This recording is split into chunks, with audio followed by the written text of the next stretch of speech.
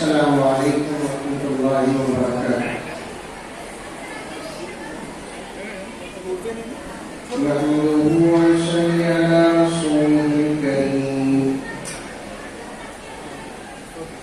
أما بعد فأعوذ بالله من الشيطان الرجيم، بسم الله الرحمن الرحيم۔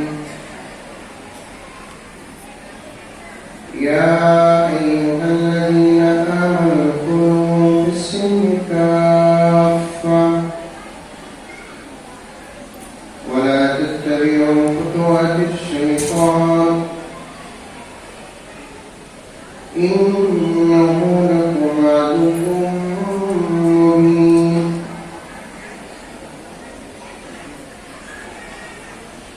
وقال تعالى في مقام آخر: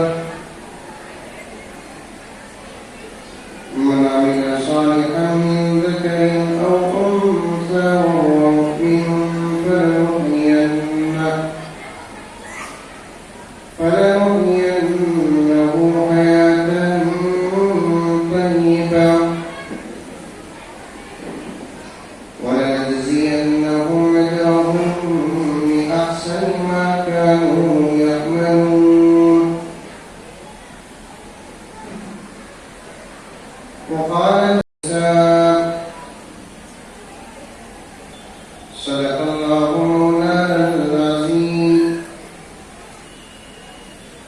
اللهم صل على سيدنا نبينا مولانا محمد وعلى آل سيدنا نبينا مولانا محمد وبارك وسلم۔ اللهم صل على محمد بعدد رواق الأشجار وبعدد أقطار الأمطار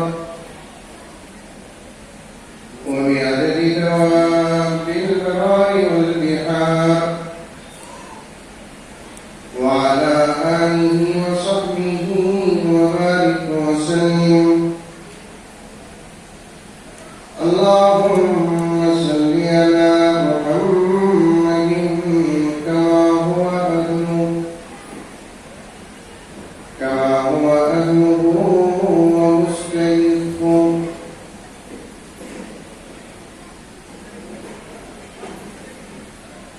معزز خواتین اسلام، پوری محبت کے ساتھ، شوق کے ساتھ، الفت کے ساتھ، پیار کے ساتھ، ادب کے ساتھ، احترام کے ساتھ، اخلاص کے ساتھ آہستہ ایک مرتبہ درود شریف پڑھ لیں۔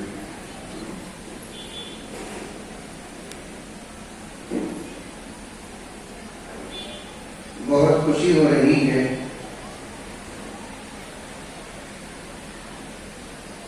ماں اور بہنوں کی کثیر تعداد کی آمد کو دیکھ کر اور سن کر۔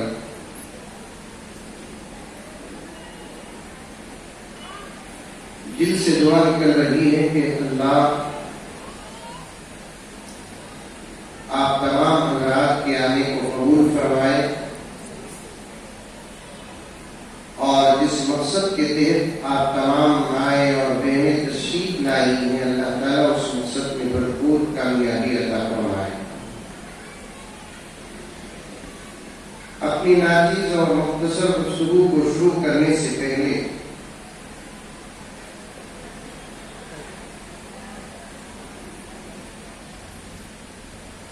ایک گزارش کر دینا مناسب سمجھتا ہوں۔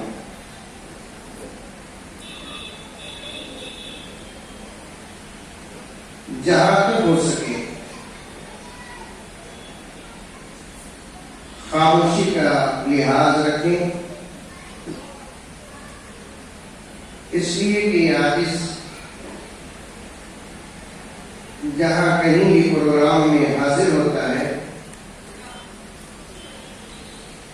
اس وقت بہت خوش ہو جاتا ہے جب معلوم ہوتا ہے کہ پردے میں ماں اور بہنوں سے بھی بات کرنا ہے،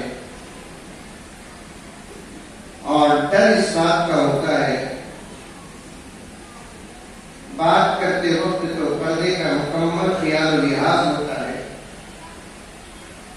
لیکن پردے کے اس پار جو عورتیں بیٹھتی ہیں ان کا خاموش ایک جگہ پر بیٹھنا بہت بڑا مسئلہ ہوتا ہے۔ بلکہ میں نے کئی جگہ پر دیکھ لیا جہاں 2-3 عورتیں جمع ہوں اور خاموش بیٹھی ہوں تو فوراً فیصلہ کر لیں کہ یہ ان عورتوں کی کرامت ہے، کیونکہ عورتوں کا ایک جگہ پر جمع ہو کر خاموش بیٹھنا یہ ناممکنات میں سے۔ یہ بھی بتاتا چلو میری ماں اور بہنوں کو کہ زبان اللہ تبارک و تعالیٰ کی عظیم نعمت ہے۔ یہ نعمت اللہ تبارک و تعالیٰ نے حضرت انسان کو کامل عطا کی ہے، اور اس کا استعمال جتنا صحیح ہوگا اتنا انسان کے اخلاق کا رزلٹ اور نتیجہ نکلے گا۔ اس زبان سے اللہ کا کلام، ذکر، درود شریف اور اچھی اچھی باتیں جہاں زبان سے نکلنا عبادت ہے، وہیں بیکار باتوں کے نکالنے کے بجائے خاموش رہنا بھی عبادت ہے۔ بیجاپور کی عورتیں اردو سمجھتے ہیں؟ میرے سامنے لڑکی حضرات جو بیٹھے ہیں عورتوں کی طرف سے علاقہ منڈی حالات تو نہیں سمجھ رہا، سمجھتے ہیں؟ اللہ تبارک و تعالیٰ ہم تمام کو سمجھنے کی توفیق عطا فرمائے۔ وقت بہت مختصر اور محدود ہے میری مائیں اور بہنیں، میرے جذبات و خیالات اور میرا درد اور میری فکریں بہت زیادہ ہیں۔ اللہ تعالیٰ سے دعا کرے کہ اللہ تبارک و تعالیٰ میرے وقت میں برکت عطا فرمائے۔ آج کا ایک سب سے بڑا مسئلہ یہ ہے، کھانے پینے کی چیزوں کی برکت ختم ہوتی ہے تو احساس ہوتا ہے، دولت کی برکت ختم ہوتی ہے تو احساس ہوتا ہے، عمر کی برکت ختم ہوتی ہے تو احساس ہوتا ہے، لیکن اوقات کی برکت اگر ختم ہوتی ہے تو احساس نہیں ہوتا۔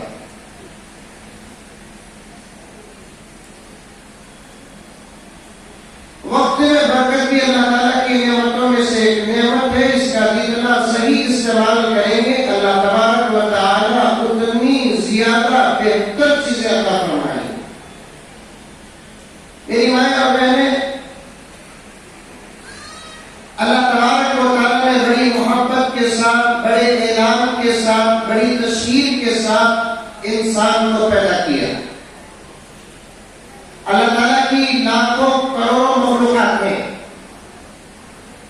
آج تک صحیح اندازہ دنیا کے اندر کوئی لگایا نہیں اور آئندہ چل کر صحیح اندازہ کوئی لگا بھی نہیں سکتا، اور یہ ان باتوں میں سے ہے جس کا نہ سوال قبر میں ہوگا نہ جس کا سوال حشر میں ہوگا، اللہ تعالیٰ بھی نہیں کریں گے، کچھ نہیں ہوگا، کیونکہ یہ بالکل الگ چیز ہے کہ دنیا کے اندر کتنے لاکھ اور ہزار قسم کی مخلوقات ہیں۔ آج سائنس بہت کچھ بول رہی ہے، اور ہمارے اسکول اور کالجوں میں پڑھنے والے بچے اور بچیاں جتنا سائنس پر یقین کرتی ہے، اگر اس کے 25-50% کی قرآن اور حدیث کی باتوں پر یقین کر لیتی تو آج امت کو یہ دن دیکھنے نہ پڑتے۔ سائنس جو بھی کہے وہ ہمارے نزدیک حد عاقل ہے۔ میری بہنوں سے کہنا چاہتا ہوں میں کہ سائنس ایک اندازے کا نام ہے، حقیقت کا نام نہیں ہے۔ سائنس ایک عقل تیر کا نام ہے، حقیقت کا نام نہیں ہے۔ میں یہ نہیں کہتا کہ آپ رات میں سائنس نہ پڑھیں، آپ پڑھیں، جو چاہے وہ پڑھیں، پہلے ایمان اور یقین قرآن پڑھو، پہلے ایمان اور یقین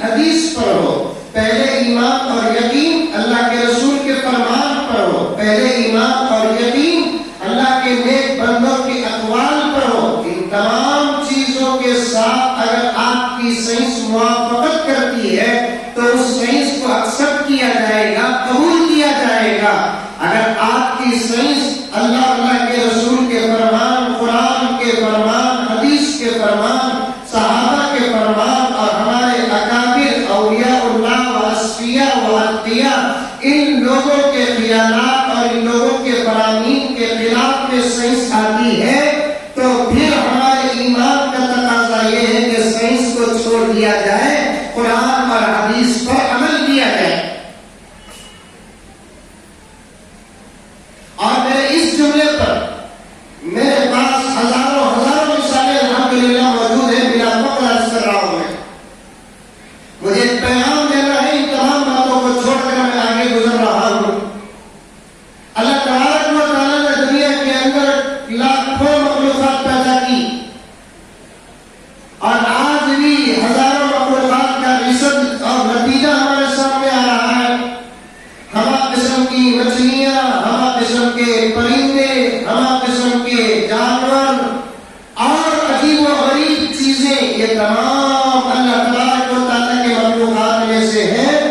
لیکن ایک بات ضرور سننا، اللہ تبارک و تعالیٰ نے اپنی کسی مخلوق کو پیدا کرنے سے پہلے نہ اعلان کیا، اپنی کسی مخلوق کو پیدا کرنے سے پہلے نہ تشہیر و اشتہار اور اعلان کیا۔ اللہ تبارک و تعالیٰ کسی مخلوق کو پیدا کرنے سے پہلے نہ ان کا اہتمام کیا، جتنا کہ انسان کو پیدا کرنے سے پہلے اللہ تبارک و تعالیٰ نے اعلان بھی کیا، تشہیر بھی کیا۔ بلکہ آپ کی اپنی زبان میں عرض کروں تو بالکل بجا ہوگا کہ اس کا بالکل صحیح دنیا کے اندر چرچا کر دیا، ایڈورٹائز کر دیا اللہ تبارک و تعالیٰ ساری دنیا میں، فرشتوں کے سامنے بیان کر دیا، جنات کے سامنے بیان کر دیا، اولو غلمان کے سامنے بیان کر دیا۔ اور قرآن اس کا اعلان اس انداز سے کرتا ہے، وَإِذْ قَالَ رَبُّكَ لِلْمَلَائِكَةِ إِنِّي جَاعِلٌ فِي الْأَرْضِ خَلِيفَةً، اے ملائکہ تم سن لو، ہم روئے زمین میں ہماری اپنی ایک عجیب و غریب و بے مثال و لازوال اور محبوب مخلوق پیدا کرنے والے ہیں۔ آپ حضرات تو قرآن سے واسطہ و رشتہ و نسبت ہوگا، میں آپ کے سامنے عرض کر رہا ہوں۔ اللہ تبارک و تعالیٰ نے قرآن میں کیا کہا کہ اے ملائکہ، میں زمین میں ایک مخلوق پیدا کرنے والا ہوں۔ اور یہ بول کر اللہ تعالیٰ اپنی بات کو بند نہیں کیے، بلکہ اعزاز کا بھی اظہار کر دیا کہ اس مخلوق کو میں اپنا خلیفہ بنانے والا ہوں۔ دنیا کے اندر اللہ تعالیٰ نے مخلوقات کو پیدا کیا، لیکن کسی مخلوق کے پیدا کرنے سے پہلے اعلان نہیں، اور اللہ تعالیٰ نے دنیا کے اندر مخلوقات کو پیدا کیا، کسی مخلوق کے پیدا کرنے کے بعد اس کو خلیفہ بھی نہیں بنایا، لیکن انسان کو پیدا کیا، پیدا کرنے سے پہلے اعلان بھی کیا، اور اس کے بعد اسے جو اعزاز کے اللہ تبارک و تعالیٰ عطا کرنے والے ہیں اس کا اعلان بھی کر دیا۔ وہ اعزاز کیا ہے؟ اللہ تعالیٰ نے اپنی دنیا کی تمام مخلوقات میں نہ فرشتوں کو اپنا خلیفہ بنایا، نہ حوران کو اپنا خلیفہ بنایا، نہ غلمان کو اپنا خلیفہ بنایا، نہ اتنے بڑے آسمان کو اللہ تعالیٰ اپنا خلیفہ بنایا، نہ اتنی بڑی زمین کو اللہ تبارک و تعالیٰ نے اپنا خلیفہ بنایا، نہ اتنے بڑے سمندر اور گہرے سمندر کو اللہ تبارک و تعالیٰ نے اپنا خلیفہ بنایا۔ تو اللہ تعالیٰ اپنی تمام مخلوقات میں خلیفہ کسے بنایا؟ انسان کو بنایا۔ کسے؟ انسان کو بنایا۔ یہ لفظ سمجھنے کے لائق ہے میری ماں اور بہنیں۔ انسان، انسان، انسان کے اندر مرد بھی داخل، انسان کے اندر عورت بھی داخل۔ اب ذرا آگے بڑھو، کیسے بنایا اللہ تعالیٰ؟ انسان کو اللہ تبارک و تعالیٰ مٹی سے بنایا۔ پہلے حضرت آدم علیہ السلام کا جسد خاکی بنایا، پتلا بنایا۔ مختلف روایات ہے کہ اس پتلے کو اللہ تبارک و تعالیٰ نے کئی ہزار سال تک بغیر روح کے رکھا۔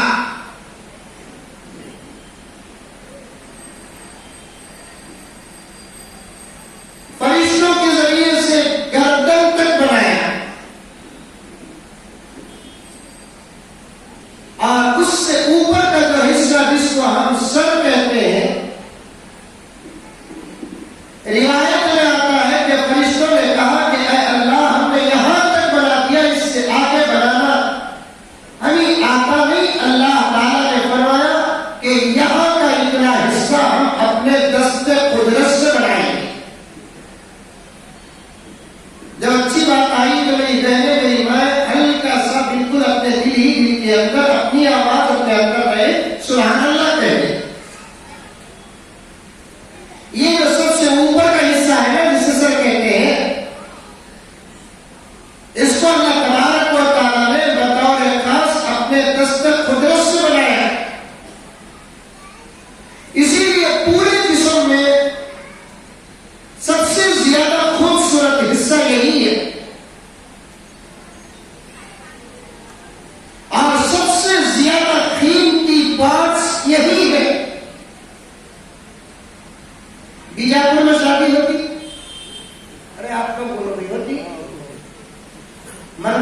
ہوتی کہ عورتوں کی ہوتی؟ دونوں کی ہوتی. ماشاء اللہ.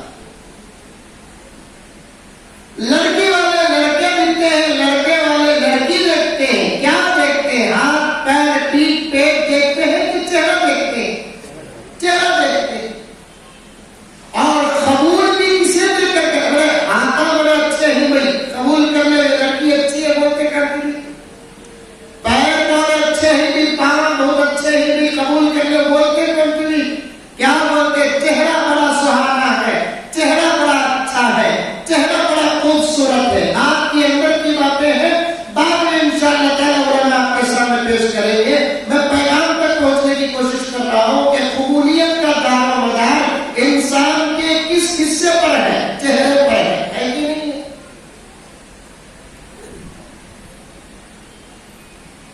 یہ چہرہ مقبول ہوا کیوں؟ اس لیے کہ اس میں اللہ تبارک و تعالی کا دست قدرت لگا ہے. اسی لیے مفسرین کرام فرماتے ہیں 3 قسم کے لوگوں کو تربیت کے لیے 3 قسم کے لوگوں کو مارنے کی اجازت ہے. ماں باپ اپنی اولاد کو تربیت کے لیے مار سکتے ہیں.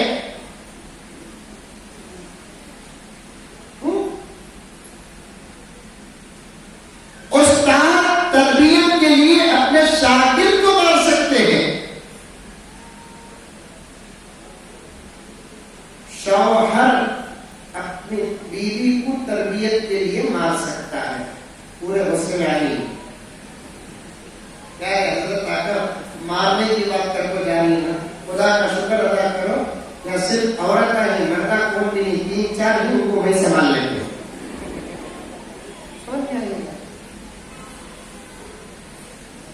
شوہر اپنی بیوی کو تربیت کے لیے مار سکتا ہے. اور میری آپا میری بہن, زمانہ بدل گیا ہے. مودی انکل کا دور چل رہا ہے, 2021 کا دور چل رہا ہے. ادھر سے مار نہیں جا رہے ہیں, ادھر سے مار ادھر آ رہا ہے. میں دنوں کا فیصلہ نہیں کرتا ہوں نا. ایک نوجوان آیا, آپ کو بولنے لگا کہ حضرت دیکھو حضرت میری جوڑ کیسا ماری ہے, ہاتھ میں پٹے پٹے پڑے ہیں. میں بولا اگر مارا تک تو نماز پڑھ لو تو پھر کیا آپ دیا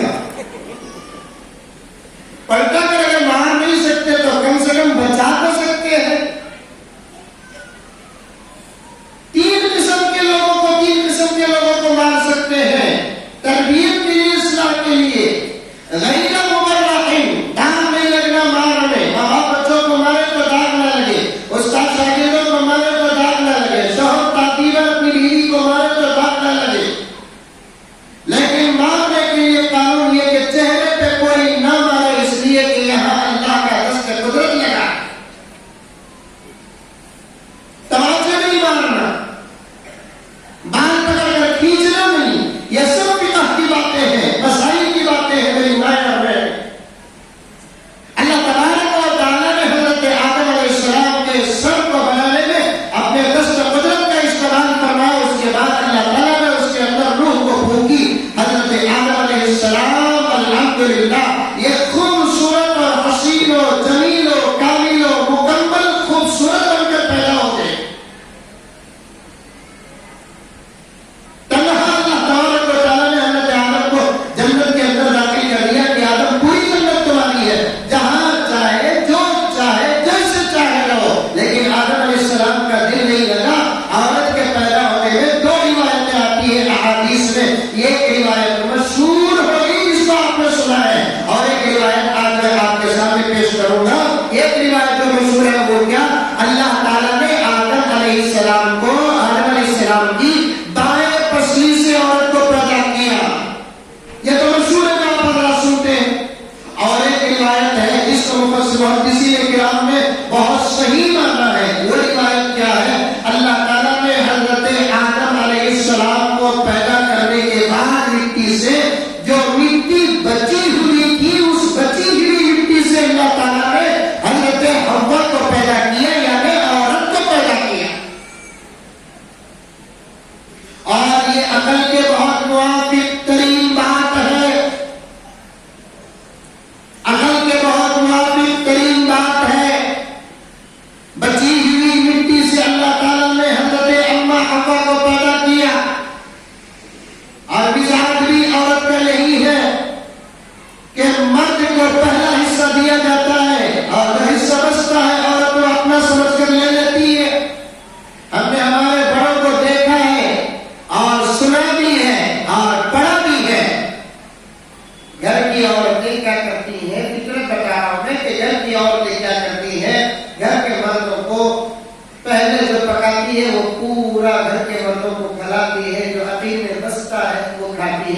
زمانے میں یہ عادت تھی. اب بیجاپور میں ہے کہ نہیں ہے کہ معلوم. پہلے مرد بڑا کو کھڑا کرتے بعد میں عورت کا کھاتے. اگر میاں بیوی بھی رہے تو پہلے بیوی کیا کرتی اٹھا کر کڑھائی سے دیگچی سے اٹھا کر شوہر کو ڈالتی, اچھے اچھے ٹکڑے شوہر کو ڈالتی, بعد میں کیا کرتی بچے کچے ٹکڑے کھا لیتی. پہلے اس کے اندر وہ فطرت رکھا, اب بھی وہ فطرت ہے, استعمال نہیں ہو رہی. اب کیا ہوا, اس کا زمانہ بدل گیا. پہلے انہیں اٹھا کو کھا لے کو, بچت اٹھا کو رکھو, شوہر آئے تو بولتی کھا لے کو آپ سو جاؤ. چلنا نہیں چل رہا آپ کا زمانہ. مستقل اللہ تبارک و تعالیٰ نے حضرت حوا علیہ السلام کو آدم کی بچی ہوئی مٹی سے پیدا کیا. یہ بات اپنے ذہن میں یہاں تک رکھے. آج کی دنیا کیا کہتی ہے, آج کا زمانہ کیا کہتا ہے, آج کی سائنس کیا کہتی ہے اپنی جگہ پر.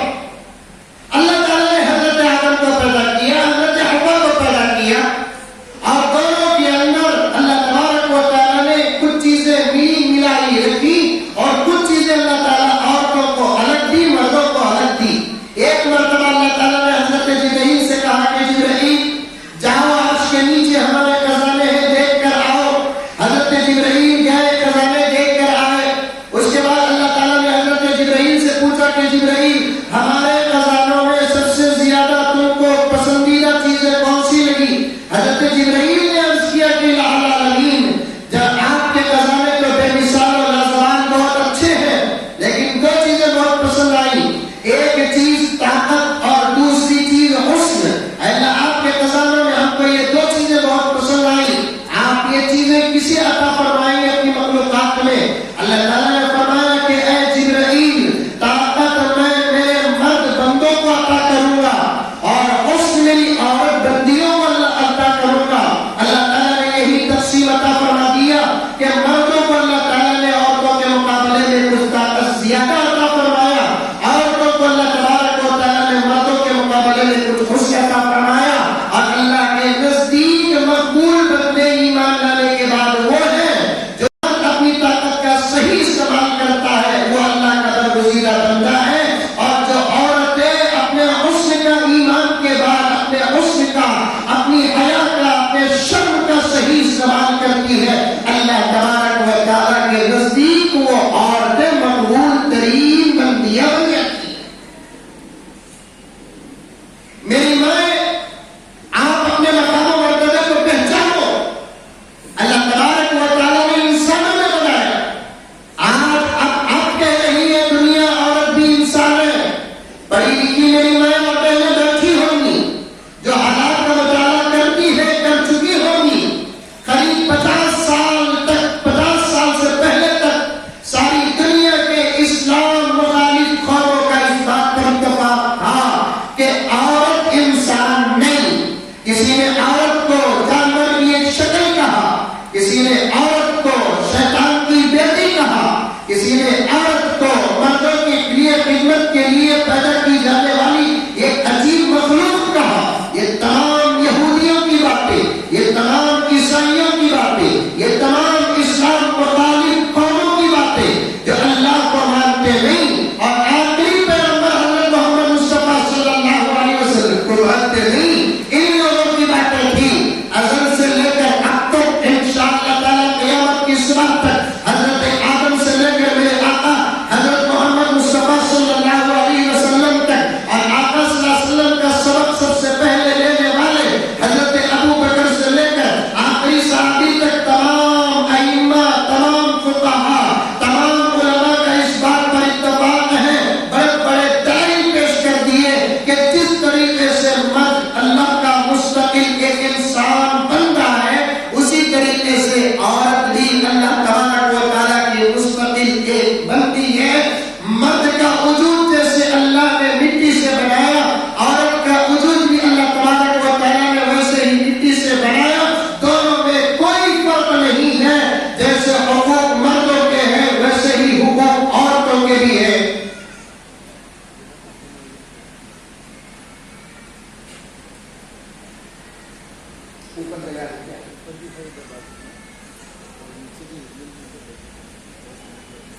نیچے آئی ہوئی بہت ساری عورتوں کو جگہ نہیں ملی ہے، اگر اوپر جگہ ہے تو اور ذرا قریب قریب ہو کر بیٹھ جائیں تاکہ آنے والی ماں اور بہنوں کو جگہ مل جائے.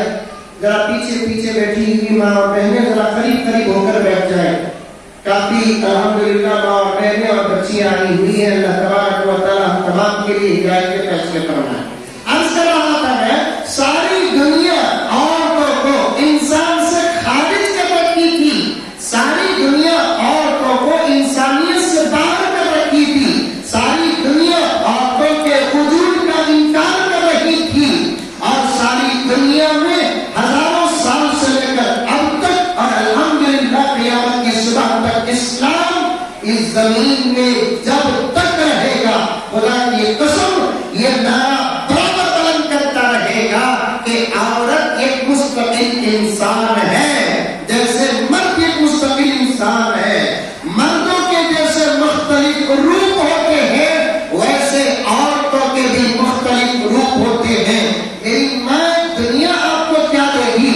آپ دنیا کہتی ہے کہ ہم عورتوں کے حقوق ادا کریں گے، ہم عورتوں کے حقوق ادا کریں گے.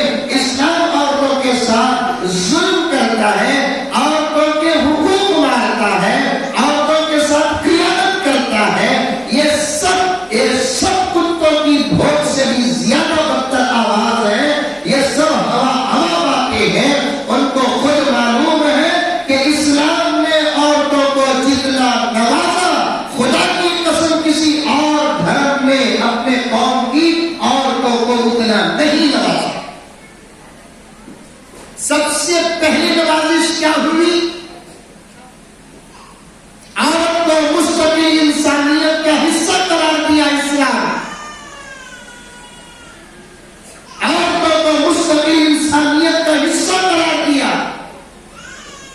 کتابیں اٹھا کر پڑھو آپ.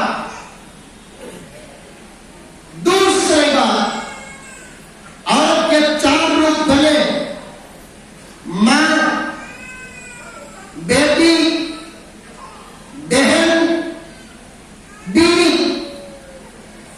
ان چاروں کے بارے میں علماء نے بڑی گہری باتیں بتائی کہ سب سے پہلا رشتہ عورت کا کیا تھا.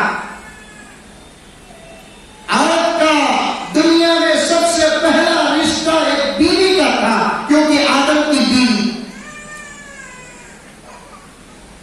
عورت دنیا میں آئی تو ماں بن کر نہیں آئی، عورت دنیا میں آئی تو بیوی بن کر آئی.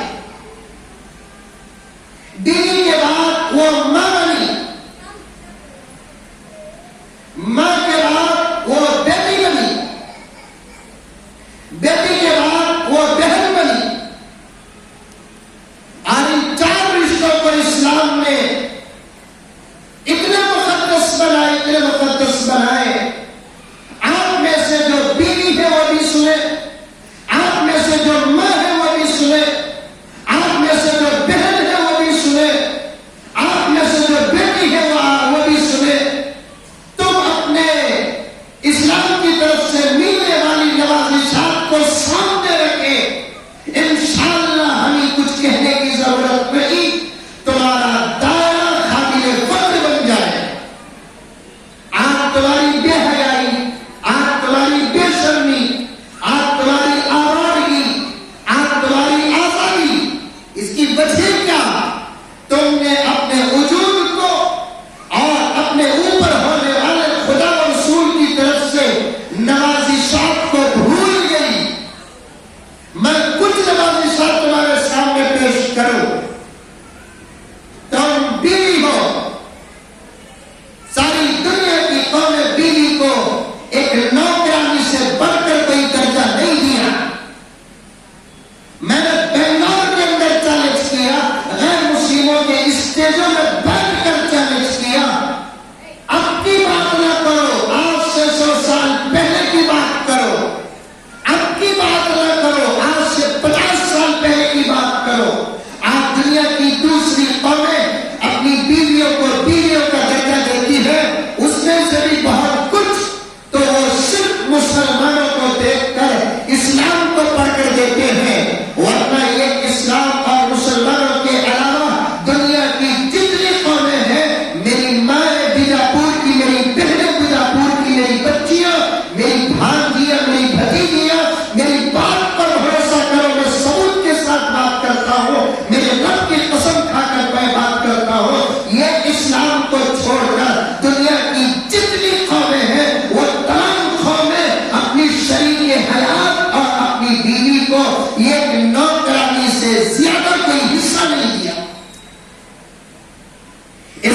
نے بیوی کے لیے متعلق کیا کہا؟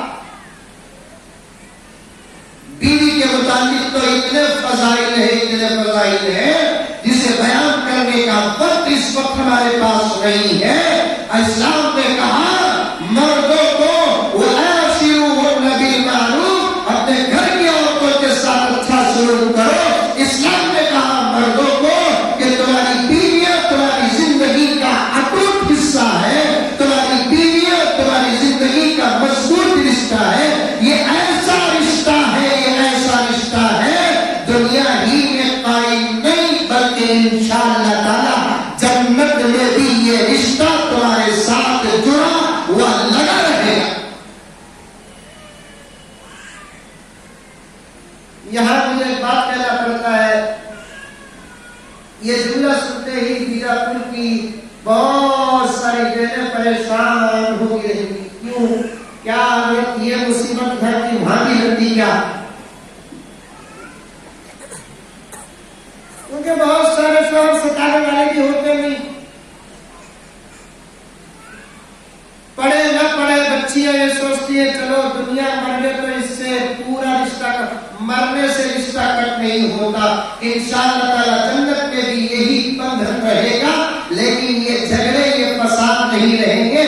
دلوں کو صاف کر کے محبتوں کو ڈال کر اللہ تعالی جنت میں داخل کریں گے، اور جنت کے حسین مناظر اللہ کے رسول صلی اللہ علیہ وسلم جہاں بیان فرماتے ہیں وہاں یہ بات ضرور آپ کو ملے گی کہ جنت میں کبھی جھگڑا نہیں ہوگا۔ کیا جنت بیجاپور کیا جھگڑا ہوتا ہے؟ جنت میں کبھی جھگڑا نہیں، کوئی فساد نہیں۔ بیوی زندگی کا ایک اٹوٹ حصہ ہے۔ اسلام نے کہا اس کے ساتھ اچھا سلوک کرنے والا مرد ہی اللہ اور اللہ کے لیے رسول کے نگاہوں میں بااخلاق ہوتا ہے۔ پیغمبر نے یہ فرما دیا خیرکم خیرکم لأہلی وأنا خیرکم لأہلی، تم میں سے بہترین آدمی وہ ہے جو اپنے گھر کی عورتوں کے ساتھ اچھا سلوک کرے۔ پھر آقا نے فرمایا میں بہت بہتر الحمدللہ ہوں، اس لیے کہ میں اپنے گھر والوں کے ساتھ بہت اچھا سلوک کرتا ہوں۔ میرے بارے میں تم خدیجہ سے پوچھ لو، میرے بارے میں تم عائشہ سے پوچھ لو، میرے بارے میں تم حفصہ سے پوچھ لو، میرے بارے میں تم جویریہ سے پوچھ لو، میرے بارے میں تم ماریہ قبطیہ سے پوچھ لو، سب کا یہی جواب آئے گا۔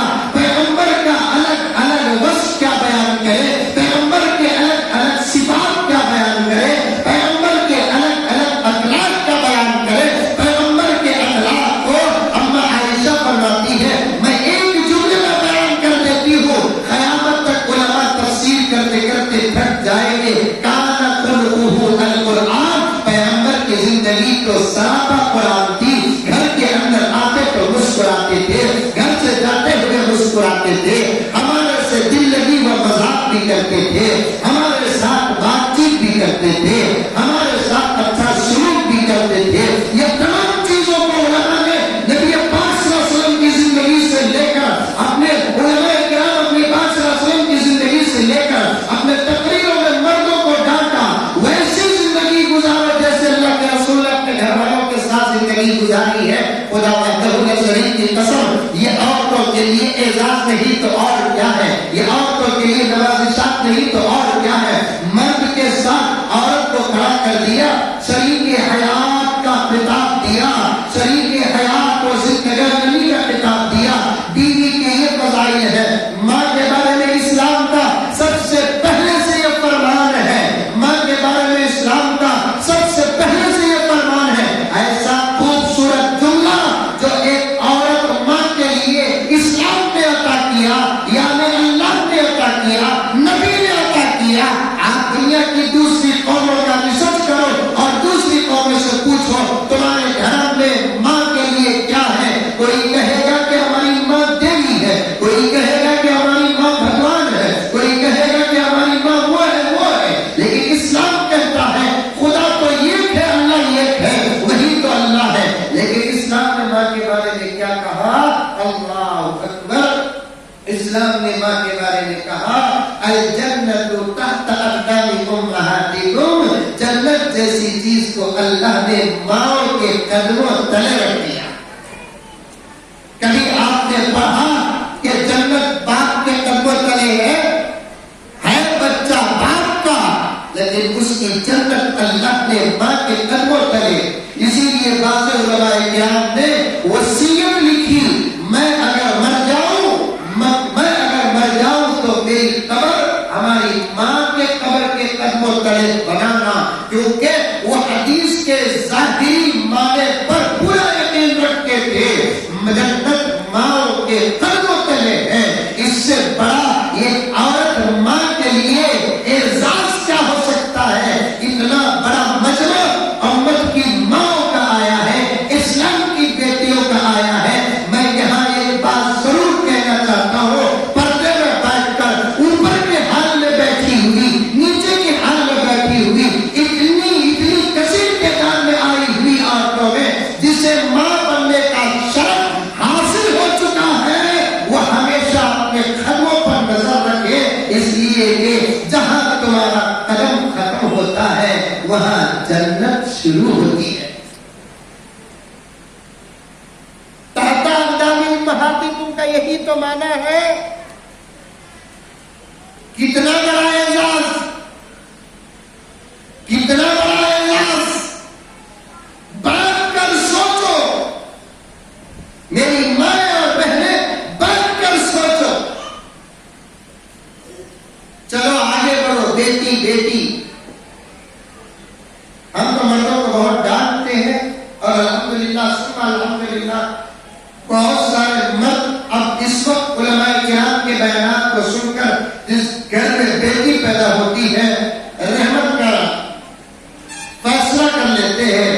اللہ کے رسول صلی اللہ علیہ وسلم نے ارشاد فرمایا، بیٹی اللہ کی رحمت کی شکلوں میں سے ایک عظیم شکل ہے. بیٹی اللہ کی نعمتوں میں سے ایک نعمت ہے. آج کل کے ڈھکوس سے نعروں کو مارا چکی. بیٹی بڑھاؤ بیٹی بچاؤ، یہ جھوٹے نعرے، یا نہیں تو یہ نعرے ہمارے بڑوں کی طرف سے دیے ہوئے نعروں کا صدقہ ہے. اسلام نے بیٹی کو رحمت کہا، اسلام نے بیٹی کو نعمت کہا، اور اسلام نے بیٹیوں کے فضائل ایسے بیان کیے. مطلب کیا؟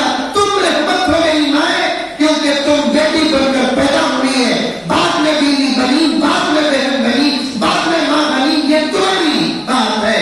حوا کے بارے میں کہا تھا میں کہ پہلے بیوی بنی، تم پہلے بیٹی بنی ہو. تمہارے وجود کو اللہ نے رحمت کہا، تمہارے وجود کو اللہ نے نعمت کہا. اور ایک بات بتاتا ہوں تو تم خوشی سے پھولے نہیں سماؤ گی. بیجاپور میں جبرائیل آتے، ارے بولو بھائی آتے نہیں آتے. اسرائیل نہیں آتے.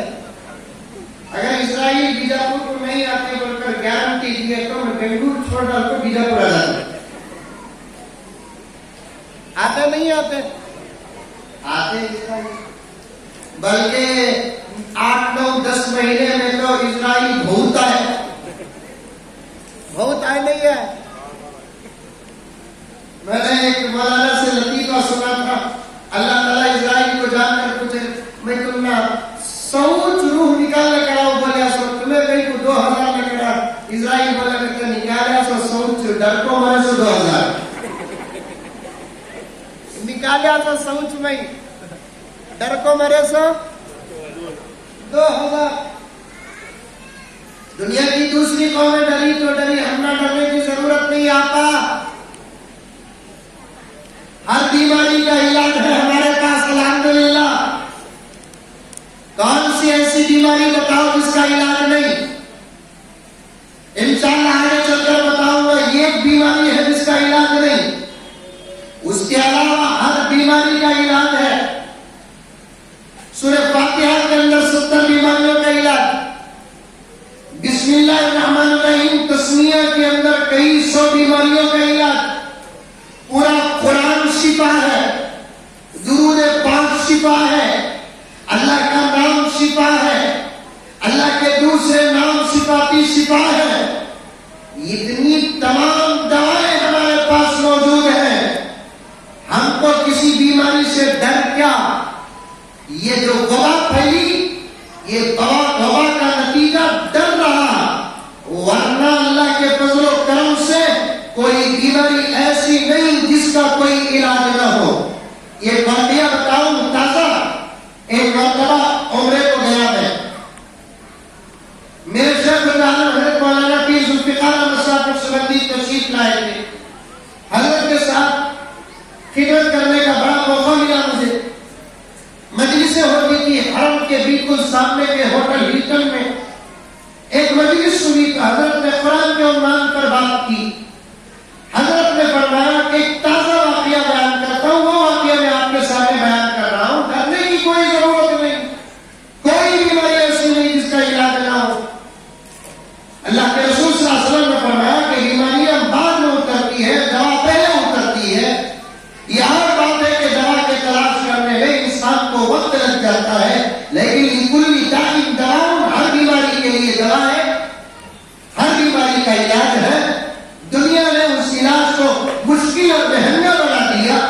آپ اللہ تعالیٰ سے دعائیں کرتے رہو، اللہم انی اسألک الصحۃ والعفو والامان وحسن الخلق والرضا بالقدر۔ اللہ تعالیٰ سے صحت پوچھو، خالی دوا کی دعا کے لیے ہاتھ اٹھے تو اللہ 5 لاکھ دے، 10 لاکھ دے، 15 لاکھ دے، 1 کروڑ دے، یہ جو من کو بنتے، اصل چیز جو مانگا ہے وہ نہیں بنتے۔ اللہ سے ایمان کی سلامتی پوچھو، اللہ سے حیا کی دولت پوچھو، اللہ سے شرم کی دولت پوچھو، اللہ تعالیٰ سے صحت پوچھو، اللہ تعالیٰ سے عافیت پوچھو، اللہ تعالیٰ سے عزت پوچھو، اللہ تعالیٰ سے سکون پوچھو، اللہ تعالیٰ سے گھروں کی محبت پوچھو، اللہ تعالیٰ سے ادب پوچھو، اللہ تعالیٰ سے شفقت پوچھو۔ یہ تمام مانگنے کی چیزیں ہیں جو آج امت مانگنا چھوڑ دی، مرد مانگنا چھوڑ دیے، عورتیں مانگنا چھوڑ دیے۔ پیسے مانگے تو اللہ تعالیٰ پیسے دے دیے۔ بیجاپور کی میری ماں، پیسے پیسے ہیں، پیسہ سکون نہیں، پیسہ پیسہ ہے، پیسہ راحت نہیں، پیسہ پیسہ ہے، پیسہ نیند نہیں، پیسہ پیسہ ہے، پیسہ محبت نہیں، پیسہ پیسہ ہے، پیسہ شفقت نہیں، پیسہ پیسہ ہے، پیسہ ادب نہیں، پیسہ پیسہ ہے، پیسہ شرم نہیں۔ جب بھی دعا کے لیے ہاتھ اٹھائے، اللہ کے پاس دولت نہیں پوچھے، جو اور دولتے ہیں وہ اگر پوچھتے تو آج امت کا یہ حال نہ ہو۔ صحت پوچھو، صحت 100 کروڑ روپے ایک طرف، صحت ایک طرف، صحت نہ ہو پیسہ بیکار۔ حضرت شیخ ہلٹن میں ایک مجلس رکھے، قرآن پاک کے عنوان پر بات ہو رہی تھی۔ حضرت نے بڑا تازہ واقعہ جو حضرت کی زندگی میں ہوا، حضرت نے اسے بیان کیا، میں نے کئی جلسوں میں اسے بیان کر دیا۔ حضرت نے فرمایا ایک جوان 23-24 سال بچی جو حضرت کی مریدہ تھی، حضرت کو یورپ کی کسی ملک سے خط لکھتی ہے کہ حضرت اللہ نے ایسی بیماری میں مبتلا کر دیا جس کے واقع ہو جانے کے بعد 5-6 مہینے سے زیادہ زندگی نہیں، یہ ڈاکٹر کہہ رہے ہیں، اور اس بیماری کا نام ہے حضرت کینسر۔ اللہ ہم میں سے ہر ایک کی، ہماری نسلوں اور فصلوں کی حفاظت کرنا ہے۔ جب بھی بیماری کو سنے تو یہ دعا پڑھ لینا، اللہم احفظنا من کل بلاء الدنیا وعذاب الآخرہ، الحمدللہ الذی عافانی مما ابتلاک بہ وفضلنی علی کثیر ممن خلق تفضیلا۔ یہ دعا پڑھ لینا۔ حضرت ڈاکٹر نے کہہ دیا کہ مجھے کینسر اٹیک ہوا ہے اور اس وقت میں 3rd اسٹیج پر ہوں۔ ڈاکٹر نے کہہ دیا جو چاہے کھاؤ پیو اور جہاں دل چاہے جاؤ آؤ، اب تو تمہاری زندگی بہت مختصر ہے۔ آپ دعا فرما دیں، حضرت چھوٹے چھوٹے بچے ہیں، زندگی کا مالک تو اللہ تبارک و تعالیٰ ہے۔ حضرت نے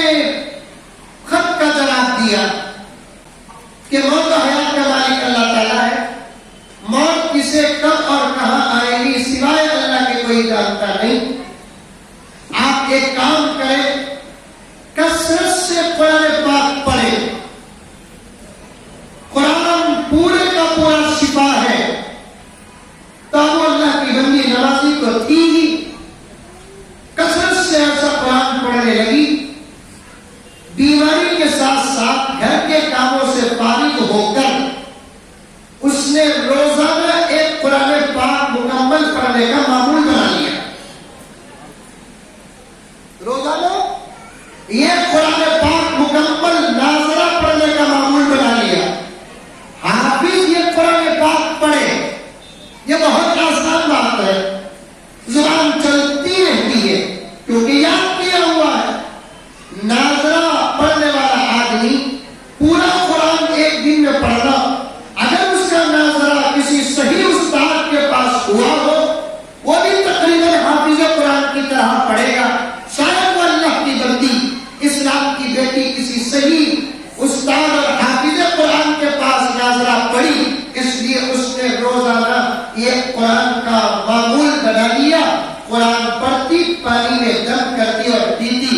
حضرت نے واقعہ بیان کرنے کے بعد فرماتے ہیں الحمدللہ ثم الحمدللہ، 2 سال ہو گئے اس بچی کو یہ بیماری ہو کر. ڈاکٹروں نے 3-4 مہینے کا ٹائم دیا تھا، وہ مہینے بھی پار ہو گئے. بعد میں جا کر ٹیسٹنگ کرایا گیا تو رپورٹ نیگیٹو آئی. ڈاکٹر پریشان ہو گئے، الٹا ڈاکٹر پوچھنے لگے کہ آپ نے ہمارے علاوہ کس کے پاس علاج کرایا؟ بچی نے کہا کہ ہم نے کسی کے پاس نہیں کرایا. تو ڈاکٹر نے کہا بغیر علاج کے تو یہ بیماری جاتی نہیں، جبکہ علاج کے ساتھ کی جاتی نہیں. آخر میں بچی نے مجبور ہو کر کہا کہ ہم نے کوئی دوا کا علاج تو نہیں کیا، دعا کا علاج کیا. ہمارے ایک گرو ایک جگہ پر رہتے ہیں، ہم نے ہماری بیماری کو اس کے سامنے پیش کیا تو اس گرو نے ہم کو قرآن پڑھنے کا حکم دیا. ہم نے روزانہ مکمل اس ایک قرآن پاک کو پڑھنے کا معمول بنا لیا اور ہمارے اللہ نے، ہمارے رب نے اس قرآن پاک کی برکت سے ہماری بیماری کو جو پازیٹیو تھی اسے نیگیٹو میں بدل دیا. تو ڈاکٹر کا سننا تھا، حضرت نے ہمیں پاک میں جو کہا وہ لفظاً تمہارے سامنے پیش کر رہا ہوں کہ ڈاکٹر سنتے ہی قرآن کو منایا، قرآن چند دن پڑھا، پھر اس مریضہ کو بلایا اور کہنے لگا کہ تمہارا شکریہ کہ تم جیسی ایک اچھی بیمار ہمارے پاس نہ آتی تو آج ہم تک ایمان نہ پہنچتا. تم جو قرآن دی اس کو پڑھنے کے بعد میں اس نتیجے پر پہنچا ہوں کہ یہ قرآن کسی انسان کا نہیں، یہ 100% کائنات کے خالق و مالک کا ہے. اللہ نے اس کے اندر شفا رکھا ہے. میں بھی الحمدللہ اسلام قبول کر لیا. اس سے آگے حضرت نے دلیل کے طور پر کہا جو بچی کینسر میں مبتلا تھی اور ہمارے سے دعا کرائی اور ہم نے قرآن کا اسے علاج دیا. 2 سال گزر گئے. اس سال اس مرتبہ ہمارے ساتھ اس وقت وہ بچی بھی عمرے میں آئی ہے. ہمارے پاس بہت ساری دوائیں ہیں میری بہنیں، میری مائیں، اور اس پر اگر ہم عمل کریں گے تو انشاءاللہ کبھی نقصان نہیں اٹھائیں گے. بات دوسری طرف جا رہی ہے. مجھے اور کوئی ضروری اہم باتیں آپ کے سامنے عرض کرنا ہے. بیٹی جبرائیل آتے نہیں آتے؟ نہیں آتے بیجاپور کو؟ نہیں آتے. اب میں بتاتا ہوں، سنو. تفسیر کی ایک کتاب ہے روح المعانی. کیا نام کتاب کا؟ روح المعانی. سمجھ میں آئی گا؟ یہ کتابوں کے نام آپ لوگوں کو معلوم تک نہیں ہوں گے. ایک زمانے میں مردوں کو جو شوق تھا کتابیں دین کی پڑھنے کی، اس سے زیادہ شوق عورتوں کو دین کی کتابیں پڑھنے کا تھا. آج عورتیں دین کی کتابیں پڑھنا تو دور کی بات، جو کتاب پڑھنا ہے قرآن وہی نہیں پڑھ رہی ہے. وہی نہیں پڑھ رہی ہے، قرآن نہیں پڑھ رہی ہے. اس کی وجہ کیا معلوم؟ یہاں کچھ 2-3 بڑے حضرات بیٹھے ہیں، نوجوان بیٹھے ہیں، میری ماں تم پردے میں بیٹھی ہو. اس کی وجہ کیا؟ جو آج ہمارے ہاتھوں سے قرآن گیا. جب سے موبائل آیا ہمارے ہاتھوں سے قرآن چلا گیا. موبائل آنے سے پہلے گھروں میں قرآن کی جتنی تلاوت ہوتی تھی، میں بیجاپور کی میری ماں اور بہنوں سے پوچھنا چاہتا ہوں، موبائل کے آنے کے بعد گھروں میں قرآن کی اتنی تلاوت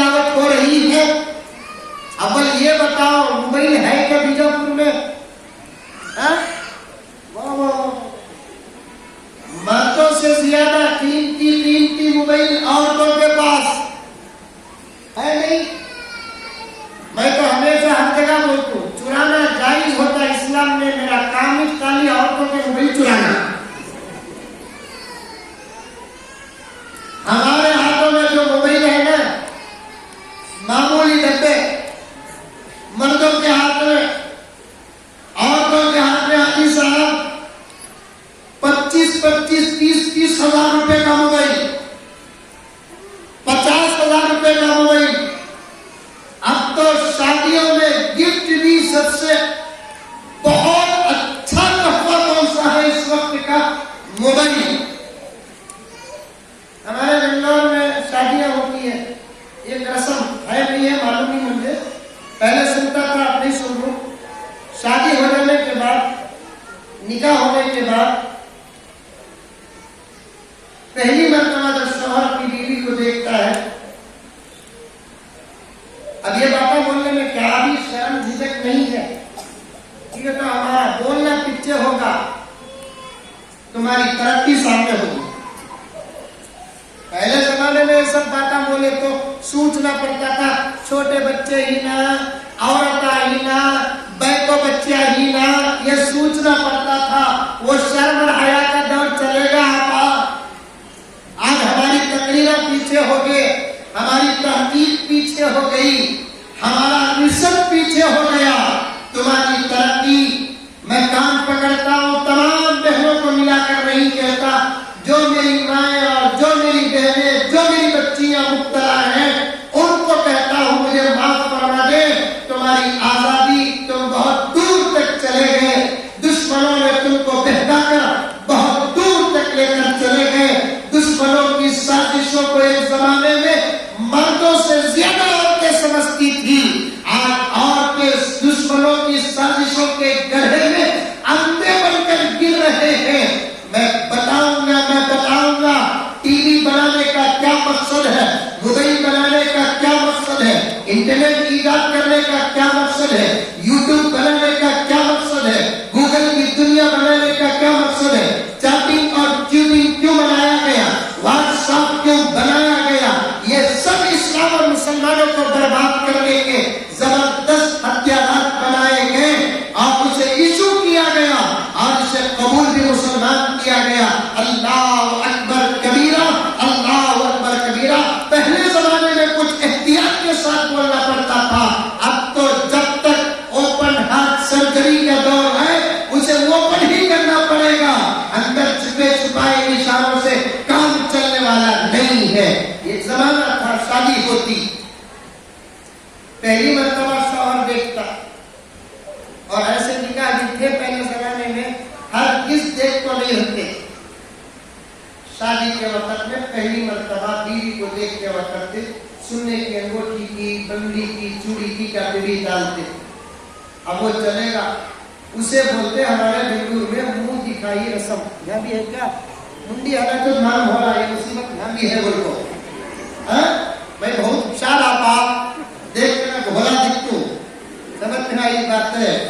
तो मुंह दिखाई रस्म, मुंह दिखाई रस्म में अंगूठी डालते, बंगड़ियां डालते, काकी डालते, डालना जायज है, समझ में आई।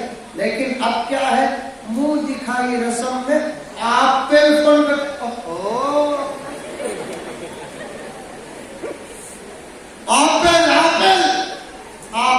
पाइनएप्पल क्या है? मेरी माँ ने आज हमारे सर को दाग लग गया, आज हमारी हयात को दाग लग गया, आज हमारी कीरत को दाग लग गया। सारी दुनिया में तुम्हारी हयात, तुम्हारी कीरत, तुम्हारा शर्म सारी दुनिया में मशहूर था।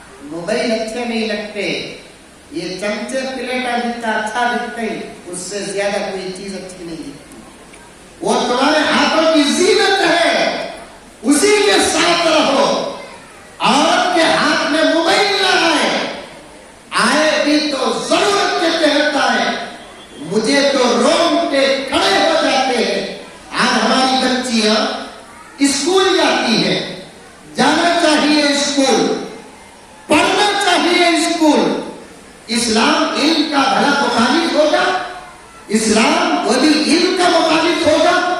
ساری دنیا بھوگتی ہے کہ اسلام عورتوں کو پڑھانا نہیں چاہتے، غلط بات ہے۔ اسلام کبھی علم کا مخالف نہیں، اسلام کا پہلا پیغام ہی علم ہے۔ قرآن کی سب سے پہلی آیت جو نازل ہوئی وہ کون سی؟ نماز کی آیت نہیں، روزے کی آیت نہیں، زکات کی آیت نہیں، حج کی آیت نہیں، دوسرے اعمال و افعال خیر کی آیت نہیں۔ قرآن کی سب سے پہلی آیت میرے آقا صلی اللہ علیہ وسلم پر جو نازل ہوئی وہ کون سی آیت؟ اقرا بسم ربک الذی خلق خلق الانسان من علق۔ کیوں یہ پڑھنے پڑھانے والی آیت میرے نبی پر نازل ہوئی؟ اس لیے کہ مفسرین کرام فرماتے ہیں میرے آقا کے دنیا میں تشریف لانے سے پہلے ہر گناہ تھا مکے کی عرب کی زمین میں، ہر عیب تھا مکے کی اور عرب کی زمین میں، ہر گناہ تھا مکے کی زمین میں، عرب کی زمین میں۔ ان تمام گناہوں کا خاتمہ کرنے کا ایک ہی ہتھیار ہے، وہ ہے علم۔ ایک ہی ہتھیار ہے، وہ علم۔ اس لیے اللہ تبارک و تعالی نے میرے آقا صلی اللہ علیہ وسلم پر علم والی آیت کو نازل کیا، اور علم کی جتنی فضیلتیں اسلام میں ہیں اتنی فضیلتیں کسی اور دھرم میں نہیں ہے۔ لیکن علم کی دو قسمیں ہیں، ایک دین کا علم، ایک دنیا کا علم۔ دین کے علم کے بارے میں کوئی بحث نہیں ہے، دنیا کے علم کے بارے میں بہت سارے قوانین ہیں۔ ڈاکٹر بننا ہے ڈاکٹر بنو، انجینئر بننا ہے انجینئر بنو، لائر بننا ہے لائر بنو، لیکن دائرہ آپ کا اسلامی ہو، دائرہ آپ کا حیا کا ہو، دائرہ آپ کا شرم کا ہو۔ ورنہ حضرت علی رضی اللہ تعالی عنہ نے کیا فرمایا؟ حضرت علی اس امت کے لقمان حکیم ہے۔ حضرت علی رضی اللہ تعالی عنہ بہت اچھی بات بتاتے ہیں، جو تعلیم عورت کے سر سے دوپٹہ، مرد کے دل سے خوف خدا ختم کر دیتی ہے۔ یہ جملہ اسکول میں پڑھنے والی میری بچیاں، میری بہنیں نوٹ کر کے چلے جانا، جو تعلیم عورت کے سر سے دوپٹہ، مرد کے دل سے خوف خدا ختم کر دیتی ہے، ایسی تعلیم سے ان پڑھ رہنا بہتر ہے۔ ایسی تعلیم سے ان پڑھ رہنا بہتر ہے۔ آپ پڑھو، اسکول میں پڑھو، جہاں چاہے وہاں پڑھو، اسلامی ماحول اور دائرے میں رہو، تم اپنے آپ کو پہلے پہچانو، تم اسلام کی امانت ہو، تم اسلام کی حیا ہو، تم اسلام کی شرم ہو، تم اسلام کی زینت ہو، تمہارے سے اسلام کو کوئی نقصان نہ پہنچے، تمہارے سے اسلام کو کوئی داغ نہ آئے۔ آج عورتوں کے ہاتھ میں، عورتیں تو عورتیں، کالج اور اسکول کو جانے والی ہماری اس قوم کی بچیوں کے ہاتھ میں موبائل آ گیا۔ میں تو مردوں کو ڈنکی کی چوٹ میں کہتا ہوں، عورتوں کے ہاتھ میں موبائل آیا، قصور ان کا جتنا ہے اس سے زیادہ قصور ان کے گھر کے مردوں کا ہے۔ میری بچیاں، تمہارے پیچھے زمانہ پڑا ہوا ہے، تمہارے پیچھے ماحول پڑا ہوا ہے، تمہارے پیچھے حالات پڑے ہوئے ہیں، اور تم کو بگاڑنے کی خصلیں کھا چکے ہیں، روزانہ سازشوں پہ سازشیں کر رہے ہیں۔ آپ کو بہت محتاط ہونا پڑے گا، آپ کو بہت محتاط ہونا پڑے گا۔ آپ اسکول کو جاتی ہیں، جاؤ، اور میں آج ذمہ داروں سے بھی کہوں گا، ہمارے اپنے بچیوں کے لیے اپنے ماحول کی اسکول ہونا چاہیے، اپنے ماحول کی کالج ہونا چاہیے۔ مخلوط تعلیم تو جائز ہی نہیں۔ جس اسکول اور کالج میں لڑکے اور لڑکیاں مل کر پڑھتی ہیں نا، وہ تعلیم حرام ہے۔ وہ تعلیم کیا ہے؟ حرام ہے وہ تعلیم۔ جس کالج میں لڑکے اور لڑکیاں مل کر پڑھتی ہیں نا، وہ تعلیم حرام ہے۔ اس لیے کہ ایک جگہ پر لکھا ہوا ہے کہ اگر مکہ مکرمہ میں حسن بصری، رابعہ بصری بصریہ کو کعبے کے سائے میں بھی قرآن پاک پڑھاتے ہیں، تب بھی ایک مرد ایک عورت کے بیچ میں پردہ نہ ہونے کی وجہ سے خطرہ وہاں پر بھی ہے۔ سوچ کر دیکھیں، پڑھانے والے کون؟ حسن بصری۔ پڑھنے والی کون؟ رابعہ بصریہ، معمولی عورت نہیں رابعہ بصریہ۔ امت کے مشاہیرات میں سے حضرت رابعہ بصریہ رحمۃ اللہ علیہا، اور دونوں کے درمیان میں تعلیم کون سی؟ قرآن پاک ہے۔ ایسے ماحول میں حضرت بایزید بستامی رحمۃ اللہ علیہ نے فرمایا کہ تب بھی شیطان دونوں کے دلوں کے اندر وسوسے پیدا کرے گا، اس لیے آپ تعلیم حاصل کرو، اسلام اس کا مخالف نہیں، لیکن بڑی احتیاط کے ساتھ، بڑی احتیاط کے ساتھ۔ آپ اسکول یا کالج کو جاتے ہیں، بالغ ہوتے ہی فوراً برقعے کا حکم آتا ہے۔ آج کے زمانے میں ہر 10 سال سے کم والی بچی کو بھی برقع پہنانا پڑتا ہے۔ 10 سال ہو گئے تو اس کے لیے وہ بالغہ ہو یا نہ ہو، برقع پہنا دینا چاہیے، کیونکہ نظریں بہت غلیظ اور ناپاک ہو چکی ہے، انتہا درجے سے غلیظ ہو چکی ہے، اور میں وہ الفاظ کو کسی صورت سے بیان آپ کے سامنے کر نہیں سکتا جو اس ملک کے اندر کچھ فرعونوں کی زبان سے نکلتے ہیں، وہ الفاظ کچھ نمرودوں کی زبان سے نکلتے ہیں، اور اس پر وہ محنت میں لگے ہوئے ہیں۔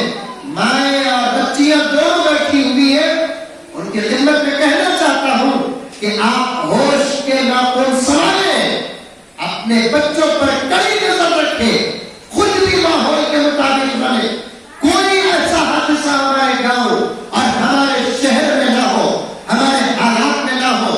چھوٹی بچیاں، بہنیں، میری ناراض نہ ہو، تمہاری عزت میری عزت ہے، تمہاری عزت اسلام کی عزت ہے، تمہاری عزت پورے ایمان کی عزت ہے، اس لیے ان باتوں سے آپ ناراض ہونے کی قطعاً ضرورت نہیں ہے۔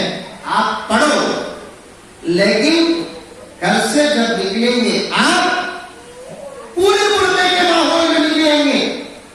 برقع اللہ کی نعمتوں میں سے ایک نعمت ہے۔ میں نے تو اس کے بارے میں بہت کچھ کہا، آج آپ کے سامنے برقعے کے بارے میں کچھ باتیں عرض کرتا ہوں۔ برقع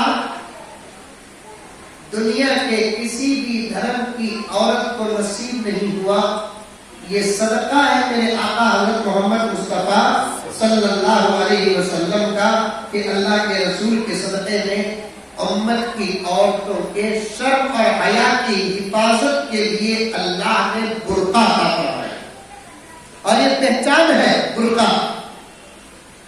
یہ برقع کیا ہے؟ کون مسلمان کون غیر مسلم پہچان، لیکن دنیا ہمارے برقعے پر اعتراض کر کے عورتوں کے، مسلمان عورتوں کے دماغ کو خراب کرتے ہوئے کیا کہا؟ اسلام عورتوں کو برقعے میں لاٹ کر کے رکھ دیا۔ بولتے بولتے بولتے اللہ تعالیٰ ان کا جواب کرونا کے ذریعے سے دیا نہیں دیا؟ دیا نہیں دیا؟ چہرے میں جب نقاب ڈالتے، حجاب ڈالتے، ہمارے اپنے بھی کچھ کہنے لگے اور دنیا تو کہنے لگی یہ دم ہے تو دم گھٹتا۔ اللہ تبارک و تعالیٰ ایک ایسا فیصلہ کر دیا، نکالنے پہ دم گھٹنے لگا۔ یہ اللہ کا فیصلہ ہے کہ نہیں ہے؟ آج اسلام سے اور اسلام کے احکامات سے جو بھی دشمنی کرتے ہیں، جوابات آسمان سے نکلتے ہیں۔ برقع تمہارے شرم اور حیا کا معیار ہے۔ ہمارے بنگلور میں نیوزی لینڈ کی ایک جماعت آئی، مستورات بھی تھے اس میں،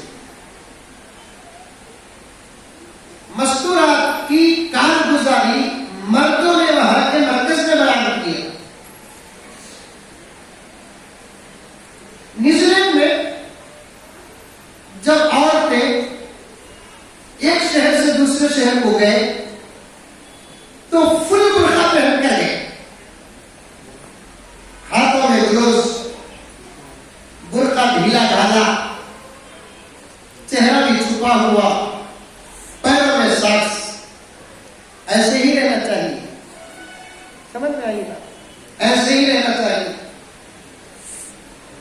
ابھی کسی بس اسٹاپ میں کھڑے تھے وہ، تو وہاں کی کچھ عورتیں،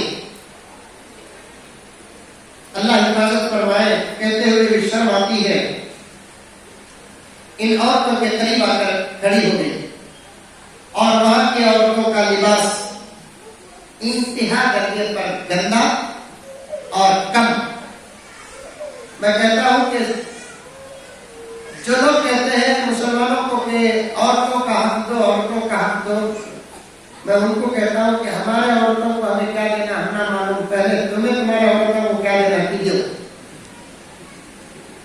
بات صحیح ہے نہیں؟ کتنی بدنصیب ہے تمہارے عورتیں کہ ان کو تمہاری طرف سے پراپرٹی میں حصہ ملنا تو دور کی بات، باپ بھائی بیٹا باپ شوہر کی طرف سے پورا لباس بھی نہیں ملا، پورا لباس نہیں ملا.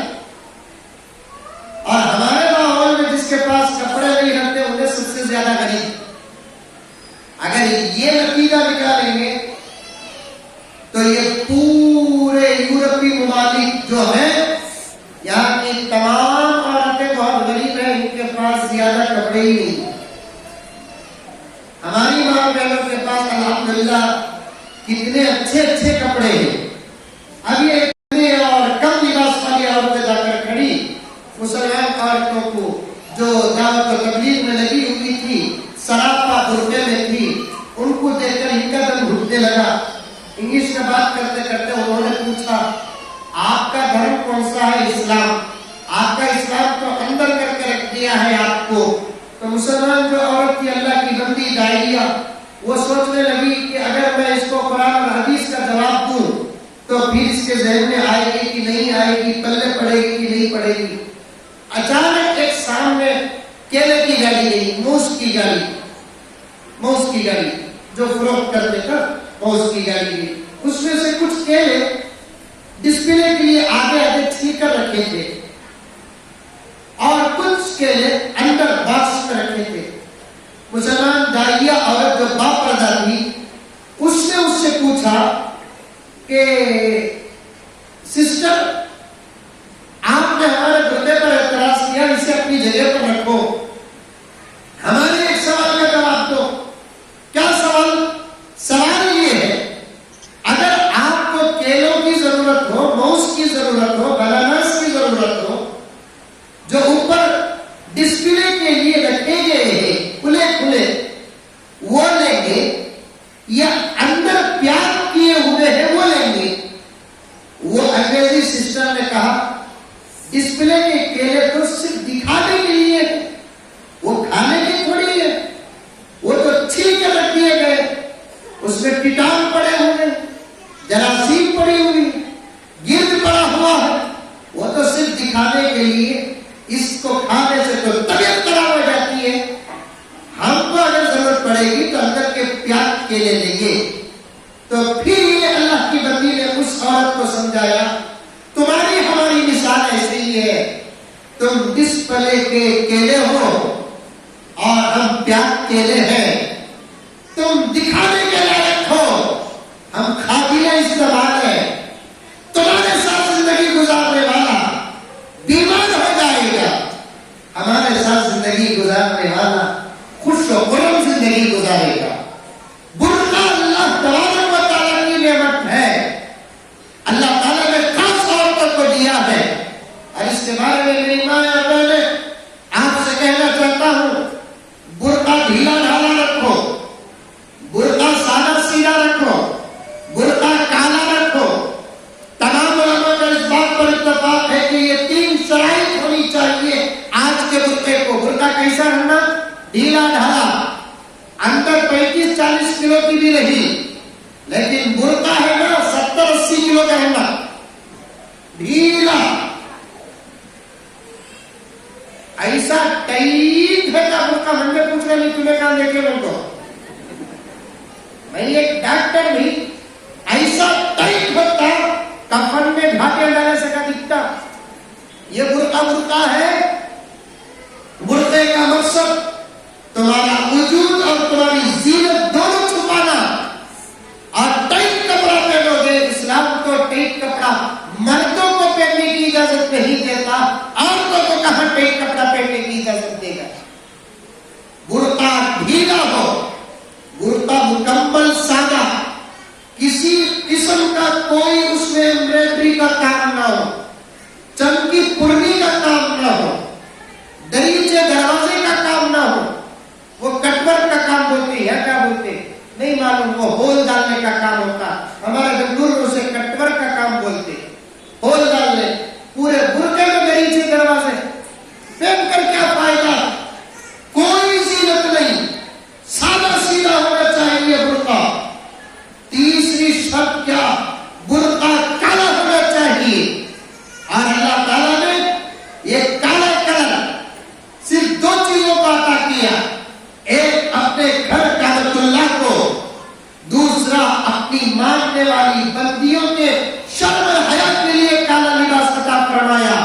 وہاں کا غلاف کا کلر بھی کالا، تیرے غلاف کا کلر بھی کالا۔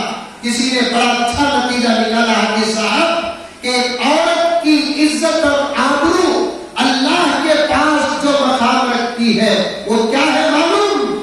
کعبۃ اللہ کا مقام و مرتبہ اللہ کے نزدیک جو ہے وہ ایک ماننے والی بندی کی عزت اور آبرو کا مقام ہے، اسی لیے تو وہاں بھی کالا غلاف عطا فرمایا، یہاں بھی کالا غلاف عطا فرمایا۔ اس لیے برقعے کی مکمل پابندی ہونا چاہیے، بالکل سادہ سیدھا، اور احتیاط سے بچیاں اگر اسکول جاتی ہے بہت احتیاط سے جانی چاہیے۔ ہاتھ میں جوان بچیوں کے ہرگز موبائل نہیں دینا، ہرگز موبائل نہیں دینا۔ جس کی شادی نہیں ہوئی اس کا پرسنل اگر فون ہے تو ایسی بچیاں ماں باپ کی عزت کے لیے خطرہ بنتی ہے، ایسی بچیاں خاندان کی عزت کے لیے خطرہ بنتی ہے، ایسی بچیاں محلے کی عزت کے لیے خطرہ بنتی ہے۔ اور آج کل تو اسکول والے بھی اللہ ان کو نیک ہدایت دے، اکثر ہوم ورک موبائلوں کا دیتے ہیں۔ میں نے بنگلور کے اندر ٹنکی کی چوک میں کہہ دیا، اکثر ہوم ورک موبائلوں کا دیتے ہیں، انٹرنیٹ کا دیتے ہیں۔ انشاءاللہ تعالیٰ میں یہاں کے علماء سے بھی گزارش کروں گا وہ اسکولوں تک پہنچ کر وہاں کے ذمہ داروں سے یہ کہے بچوں کو جو بھی ہوم ورک دینا وہ کتابوں کا ہوم ورک دے، انٹرنیٹ کا موبائل کا ہوم ورک نہ دے، اس لیے کہ موبائل اور انٹرنیٹ کے ہوم ورک کے بہانے کتنے وہ گھر جہاں اب تک موبائل نہیں تھا اب موبائل آ گیا، آیا نہیں آیا؟ ایک سال کرونا وائرس کی وجہ سے اسکولیں بند ہو گئی، ایک سال بچہ کیا اسکول کو نہیں گیا تو کیا اس کی عمر گھٹ جائے گی؟ ایک سال بچی اسکول کو نہ گئی کیا اس کی اور کوئی چیز میں نقصان آ جائے گا؟ لیکن حاجی صاحب اسکول والوں نے اپنے بزنس کو سنبھالنے کے لیے آن لائن کلاسز کا سلسلہ شروع کیا۔ آن لائن کلاسز کے ذریعے کتنوں کے ہاتھوں میں موبائل گیا، کتنے کے ہاتھوں میں اسمارٹ موبائل گیا، کتنے بچے جو واٹس ایپ کو نہیں جانتے تھے واٹس ایپ چلانا سیکھ گئے، گوگل تک ان کی رسائی نہیں تھی گوگل تک پہنچ گئے، یوٹیوب کیا نہیں معلوم یوٹیوب چلے گئے، اور نیٹ آن کرتے ہی موبائلوں کے اندر ایسی گندی گندی تصویریں آ جاتی ہیں، اللہ کی پناہ اللہ کی بنا۔ بہت سارے لوگ موبائل میں قرآن رکھتے ہیں، مسئلہ بتاتا ہوں سنتے جاؤ، موبائلوں میں قرآن رکھتے ہیں، رکھنا چاہیے، کوئی بات بری بات نہیں، لیکن جب موبائل میں قرآن رکھتی ہے اس موبائل کا ادب و احترام کرنا چاہیے۔ اب قرآن پاک کو اوپن کریں گے، انٹرنیٹ آن رہے گا، انٹرنیٹ آف کر کے موبائل میں قرآن پڑھنا چاہے تو پڑھے، اگر انٹرنیٹ آن رکھ کر آپ قرآن پڑھیں گے اچانک ایسی گندی تصویر آ جاتی ہے، یوں معلوم ہوتا ہے کہ یہ گندی تصویر قرآن کے صفحے میں گر چکی ہے۔ ہماری دور اندیشی کہاں گئی، ہماری نظر کہاں گئی؟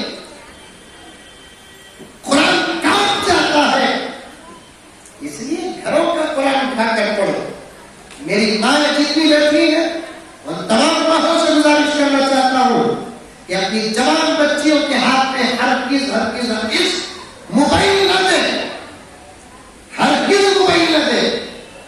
इंतहा दर्जे पर अगर बहालत मजबूरी किसी के हाथ में मोबाइल हो तो उसका पूरा कंट्रोल घर के माँ बाप के हाथ में होना चाहिए, घर के माँ बाप के हाथ में होना चाहिए।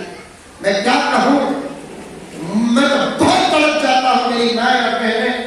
आज मुझे इजाजत दे, इजाजत तो भीख मांग कर ले रहा हूं मैं खुद फराज से कहा था कि कितना हो सके स्कूल में पढ़ने वाली बच्चियों को पर्दे में मेरे साथ बिठाए, मैं उनसे बात करना चाहता हूं। आज स्कूलों का माहौल इतना गंदा हो गया है कि स्कूलों में पढ़ने वाली बच्चियां अपने अखलाक से बहुत दूर हो गई। यहां बैठी हुई बच्चियों से मैं कहना नहीं चाहता, दूसरी बच्चियों को कहना चाहता हूं, आप स्कूल को हरगिज मोबाइल के साथ न जाए। आज इरादा कर लें, आपसे बड़ा काम लेने वाला है अल्लाह ताला, आप कौन की जिम्मेदार हैं।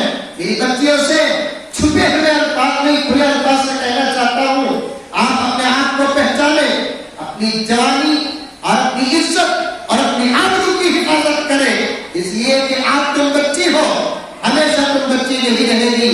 इंशाअल्लाह ताला सुबह इंशाअल्लाह चंद साल गुजरने के बाद आने वाली नस्लों की तुम मां बनने वाली हो। मेरी 12 साल की बच्ची जो बैठी है, 15 साल की जो मेरी बहन बैठी है, 17 साल की जो बैठी है, 20 साल की जो बैठी है, ये तुम्हारा बाप दाखिल और तुम्हारा चचा, तुम्हारा भाई सम्मान, तुम्हारा मेरा ईमान का रिश्ता है।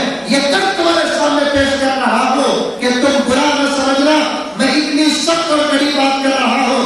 आज तुम छोटे हो, 12 साल, 13 साल, 15 साल, 16 साल की आज हो, हमेशा तुम 12-13 साल की नहीं रहोगी। आइंदा चंद साल गुजरेंगे, तुम आने वाली नस्लों की मां बनने वाली हो। और याद रखो, मां अच्छी हो, नस्ल अच्छी होती है। मां का पेट और मां का गोद और मां का मासी पास अगर खराब हो गया तो फिर उम्मत के बर्बाद होने में देर नहीं लगती। मैंने एक कैसेट पढ़ा, रोंगटे खड़े हो गए। आज की बिगड़ती हुई, ये जुमला दूसरा नोट करना, पहले जुमले के बाद ये दूसरा जुमला बता रहा हूं। आज की बिगड़ती हुई नस्लों को देखकर इस बात का डर लग रहा है, आने वाली नस्लों के ये माँ बाप बनने वाले हैं, उन नस्लों को कैसे माँ बाप मिलने वाले हैं, कैसे माँ बाप मिलने वाले हैं। तुम अपने अखलाक को बनाओ। हाथ जोड़ता हूं, किसी गैर लड़के से हरगिज बात नहीं करना, किसी गैर लड़के से बात नहीं करना। ये फ्रेंडशिप का जो दौर चला है ना, ये जिना है बच्ची, मेरी बच्ची, ये जिना है। दोस्ती गैर मर्द से किसी सूरत से हो नहीं सकती। स्कूलों में फ्रेंडशिप का दौर चल रहा है, ला हौल वला कुव्वत इल्ला बिल्लाह। ये हराम है, हराम है, हराम है। इससे बचो, ऐसे स्कूलों को ना जाओ। आज शायद मैं पहला मौलवी हूंगा जो ये बात कह रहा हूं। उम्मत में एक भी डॉक्टर ना हो तब भी हमारा बेड़ा पार हो जाए। उम्मत में एक लायर ना हो, इंशाअल्लाह हमारे मसले हल हो जाएंगे। उम्मत में एक इंजीनियर ना हो तब भी हमारे मसले हल हो जाएंगे। अगर उम्मत में दीनदार ना हो, क्या मसले हल होंगे? क्या मसले हल होंगे? पढ़ना है तो दायरे में रहकर पढ़ो, दायरे से हिटकर अल्लाह उसके रसूल का रास्ता देना चाहता हूं। आप हरगिज न पढ़ो, पढ़ना है तो दायरे के अंदर रहकर पढ़ो। इसीलिए अकबर इलाहाबादी ने क्या खूब कहा, तुम शौक से कॉलेज में पढ़ो, पार्क में फूलो। तुम शौक से कॉलेज में पढ़ो, पार्क में फूलो। जायज है गुब्बारों में उड़ो, चरक में झूलो। जायज है गुब्बारों में उड़ो, चरक में झूलो। पर एक सपन बंदे आदिश की रहे यार, पर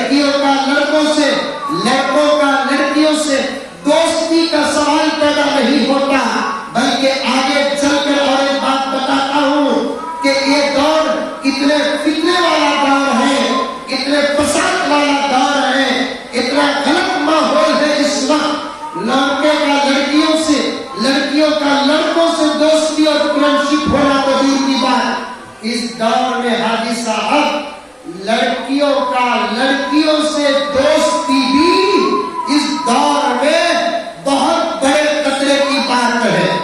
हमारे कानों तक ये बात आई, हमारे पास ये रिपोर्टें आई, हमारी बच्चियों से दोस्तियां करके घंटे घंटे मोबाइलों में बात करते हैं। माँ जब पूछती है किसे मैं बात कर रही है, मेरी फ्रेंड को बात कर रही हूँ, लेकिन ये फ्रेंड की हकीकत क्या है माँ को नहीं मालूम है। माँ को ताकीद करना पड़ेगा, पूछना पड़ेगा कौन फ्रेंड तुम्हारा, कौन बच्ची वो तुमको क्यों बात की, तुमसे क्यों बात करते हो।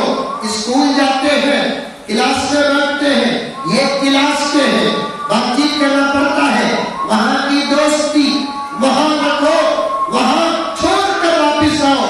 घरों में आकर दोस्ती की जंजीर को मजबूत करना, घरों को आकर दोस्ती की लड़ी को मजबूत करना, ये सब बुरी बात है।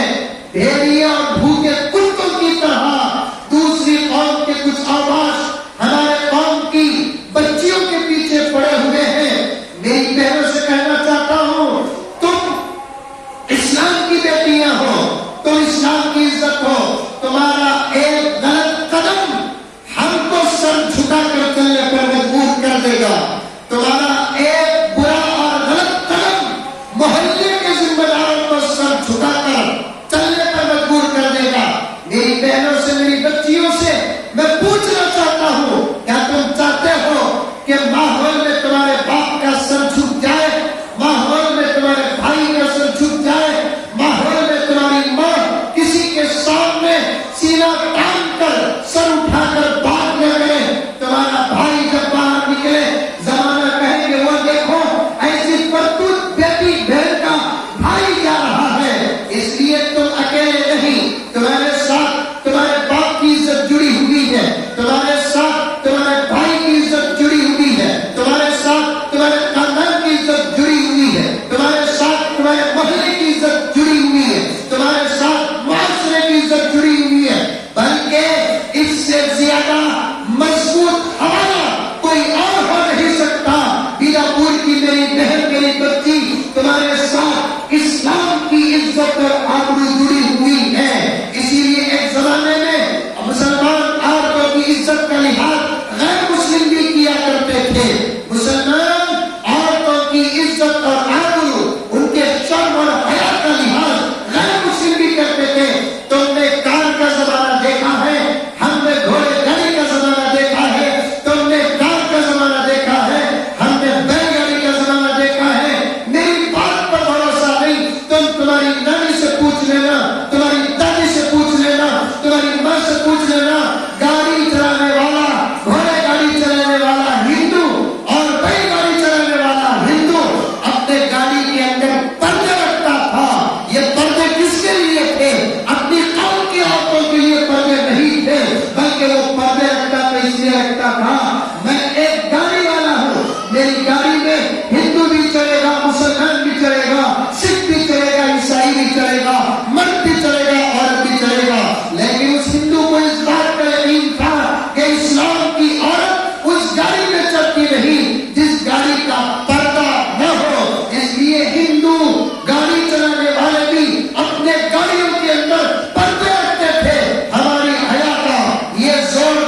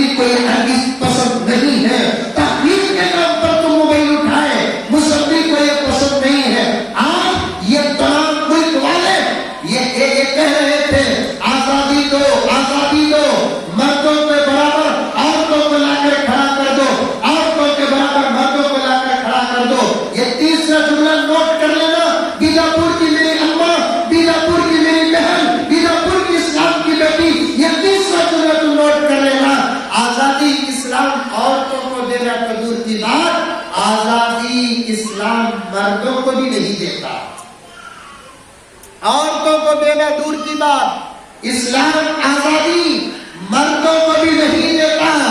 کیا میں اس وقت یہ پردہ ہٹا کر تمہارے سے بات نہیں کر سکتا؟ کیا اس وقت یہ پردے کے بغیر میں تمہارے سامنے نہیں آ سکتا؟ آخر میں نے اس پردے پر مجبور کیوں کیا؟ کیا تم میری بہن نہیں؟ کیا تم میری ماں نہیں؟ تم میں سے میری کوئی بھانجی اور بھتیجی نہیں؟ لیکن یہ بات یاد رکھو کہ کتنے ہی دل صاف کیوں نہ ہو، لیکن اسلام کہتا ہے پردہ پردہ پردہ. اللہ کے رسول صلی اللہ علیہ وسلم کا انتقال، ارے زندوں سے عورتیں پردہ کرنا تو دور کی بات، مردوں سے پردہ کرنے کا حکم ہے. مردوں سے عورت قبرستان جا سکتی؟ جا سکتی. بیجاپور میں جاتی، شب برات آتا ہے، شب برات آتی ہے، ہمارے بنگلور میں بھی آتی. شب برات میں ایک عورت نے فون کری، ہمارے بنگلور میں شب برات میں عورت مرد بنے قبرستان میں جاتے، مرد یہاں بھی جاتے، جا کو پھول ڈال کو گل ڈال کو کیا کی کر کو کدھر کی کر کو آتی. خیر جانا ہے جاؤ، وہ الگ اس میں. ایک عورت فون کری مجھے، حضرت شب برات میں کیا کیا کرنا ہے؟ میں نے کہا کیا کرنا ہے؟ اچھے کپڑے پہنو، اچھا پکاؤ، قرآن پڑھو، نماز پڑھو. نہیں حضرت وہ تو کرنی چاہیے. عورتیں قبرستان کو جا سکتے کیا؟ یہ سوال حیدرآباد کے عاقل صاحب کو بولے، انہوں بھی ایک جواب دیا، میں بھی ایک جواب، دو جواب ہم بھی دیتے ہیں. عاقل صاحب رحمۃ اللہ علیہ کو کسی کی عورت پوچھی عورتیں قبرستان کو جا سکتی ہیں کیا؟ بولنا حضرت جواب دیے جا تو سکتے ہی، واپس نہیں آنا. جا تو سکتے ہی. مجھے پوچھے ایک آپا عورتیں جا سکتے ہی کیا؟ بول کر میں بولا آپا جانا نہیں، تجھے لینے کو جانا سکتا. جانا لے کو جانے میں فرق ہے. کہیں کو بھی عورتیں قبرستان نہیں جانا. وجہ کیا؟ اس لیے کہ عورتوں کا پردہ بھی بنا. حضرت عائشہ رضی اللہ تعالی عنہا امت کی ماں، عالمہ، فاضلہ، مفتیہ، تقیہ، حضور پاک صلی اللہ علیہ وسلم کا وصال ہوا. اما عائشہ کے حجرے میں نبی کی قبر مبارک بنی. اما عائشہ روزہ میں نبی کے قبر مبارک کی زیارت کے لیے بار بار جاتی تھی. 2 سال کے بعد ابو بکر کا انتقال ہوا. حضرت عائشہ کے لیے ابو بکر والد لگتے ہیں. حضرت عائشہ حضرت ابو بکر کی قبر کے پاس بھی جاتی تھی، کیونکہ جہاں نبی کا روزہ ہے وہی ابو بکر کی بھی مزار ہے. 10 سال کے بعد حضرت عمر فاروق کی قبر مبارک بھی وہیں بنی. حضرت عائشہ جانا چھوڑ دی. کسی نے اما عائشہ کو پوچھا، اما جان کیا بات ہے آج کل روزہ اقدس میں حاضری نہیں دیتی؟ اما عائشہ نے فرمایا یہ جملہ دل کی تختیوں میں لکھ کر رکھ لو. آج اگر عورتوں کو نصیحت کرے تو میں تو معلوم عورتوں کے بارے میں بہت بولتا ہوں. یہ عورت فون کر دو تو خوب گرم ہوگی. کیا ہوگا تمہیں ایسا بیان کرتے ہی ہمارے دلان کتنے پاک پاک بول کر تم نے معلوم کیا؟ میں بولیا ایریل میں دھوئی کیا؟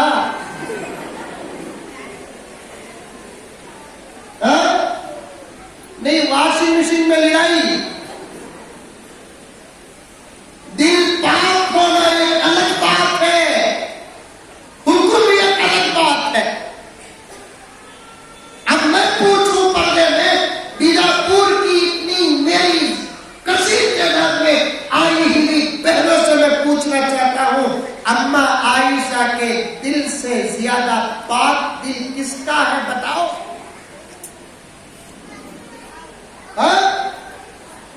अम्मा आयशा रज़ी अल्लाह ताला अन्हा से ज्यादा पाक दिल किसका? आज अगर हमें पर्दे के बातें करें तो मौली साहब पर करम, हमें भारी समझ को बात करें सो हजरत क्या तुम्हारे अम्मा के गोद में पैदा हुआ या बाबा के खून से पैदा हुआ? तुम्हारे समझने से मेरी बहनें शरीयत नहीं बदलती, शरीयत शरीयत।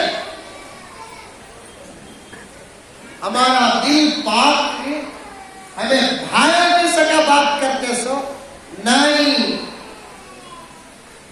मां के दूध में शरीक है, बाप के खून में शरीक है, दादा के खून में शरीक है, दादी के दूध में शरीक है, नाना के खून में शरीक है, नानी के दूध में शरीक है, तब ये दूसरे आपस में सामने सामने निकलो, नहीं तो हरगिज नहीं निकल सकते, नहीं निकल सकते, नहीं निकल सकते।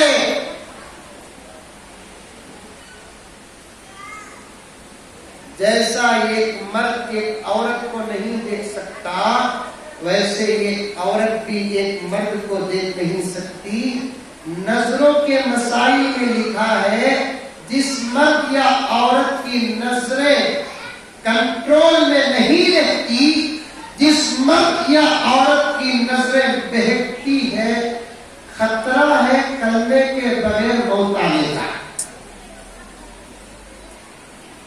खतरा है कलमे के बगैर मौत आने का। वक्त हो गया बहुत ज्यादा, 5-6 मिनट में अपनी बात को खत्म कर दो, क्योंकि मर्ज जितना होता है इलाज भी उतना बड़ा होता है। फिर कभी इंशाअल्लाह आने का मौका मिलेगा तो मैं बहुत सारे मसाइल के साथ आपकी खिदमत में हाजिर रहूंगा। वैसे तो मेरी जरूरत नहीं, बीजापुर के नौजवान मुअत्तर और मुअस्सस उलमाए किराम आपकी रहबरी के लिए काफी है। ये पैगाम मैं आपको देना था, इसलिए आपके सामने पर्दे के साथ हाजिर हो गया। अम्मा आयशा को पूछे, अम्मा क्या बात है कि रसूलुल्लाह के रोजे के पास हाजिरी नहीं देती? अम्मा आयशा का जवाब नोट कर लेना। अम्मा आयशा ने कहा कि प्यारो, हुजूर की कब्र थी, जाना जायज था। शौहर की कब्र के पास बीवी को जाने की इजाजत, अबू बकर की कब्र थी, जाना जायज था। बाप की कब्र के पास बेटी को जाना जायज। उमर की कब्र बन गई, ये गैर मर्द की कब्र के पास जाते हुए शर्म आती, गैर मर्द की कब्र के पास जाते हुए शर्म आती है। बड़े एहतियात से रहना। मेरी माए और बहनें स्कूल में बतौर क्लास पढ़ने वाले शादी से पहले कोई किसी किस्म की दोस्ती व रिश्ता न रहे, और अपनी जवान बच्चियां जिस घर के अंदर हैं उन बच्चियों पर बड़ी कड़ी नजर रखे। हजरत जिब्रील आते नहीं आते वहां से बात गई। आपको ये बात बताकर अपनी बात खत्म करूं। हुजूर सल्लल्लाहु अलैहि वसल्लम ने एक मर्तबा हजरत जिब्रील से पूछा, ऐ जिब्रील, मैं तो अल्लाह का आखिरी नबी हूँ, मेरे बाद कोई नबी नहीं, तुम्हारा काम तो नबियों के पास अल्लाह तबारक व तआला के अहकामात और खबरें लेकर आना, फरमान लेकर आना, क्या मेरे बाद तुम्हारा कोई काम नहीं? हजरत जिब्रील ने कहा, ये रिवायत रूहुल मानी के अंदर मौजूद है। जिब्रील ने कहा कि या रसूल अल्लाह, क़यामत तक मैं फ्री नहीं हूँ, मेरा काम जारी रहेगा। 10 मौके ऐसे होंगे जिसमें मुझे 5 बार जमीन में उतरना पड़ेगा। अल्लाह के रसूल ने पूछा, कौन सा मौका है?